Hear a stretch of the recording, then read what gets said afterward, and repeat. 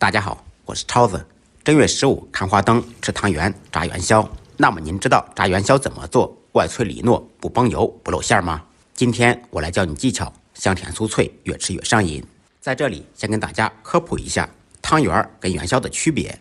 汤圆是由糯米粉和面做成面皮，把馅料包起来，个头相对来说比较小；而元宵则是用馅料滚动干粉慢慢包裹起来的，个头相对来说比较大。今天这道炸元宵用汤圆和元宵都可以做。首先锅中做水，放入1小勺盐，防止粘连粘底，用勺子搅拌均匀，开大火烧开锅。煮汤圆或者元宵时，水开以后再下锅，这样不容易粘底。放进去以后，用勺子轻轻的推动，使汤圆旋转起来，这样的话可以防止粘连粘底。开大火烧开锅，开锅以后转开中火煮2分钟，把汤圆煮至8成熟，期间要勤推动，防止粘底。2分钟以后煮至汤圆用手能按扁就可以了，然后捞出放入冷水中，不要煮的时间太久，否则炸制的过程中容易爆，容易崩油。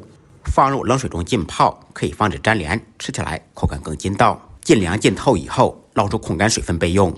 外皮酥脆的关键离不开面包糠，把准备好的面包糠放入大盘中，煮好尽凉的汤圆一同放入大盘中，滚一滚，点赞的朋友财源都会滚滚来，使每一个汤圆都均匀地裹上面包糠。很多朋友做到这一步就开始下锅炸制了，其实是不对的。这样直接炸的话，面包糠包裹的不结实，很容易脱落，而且炸出来不够酥脆。所以我们需要进一步处理。碗中单数打入1个鸡蛋，用筷子把蛋液搅拌均匀，裹上1层汤圆的面包糠，再蘸上蛋液。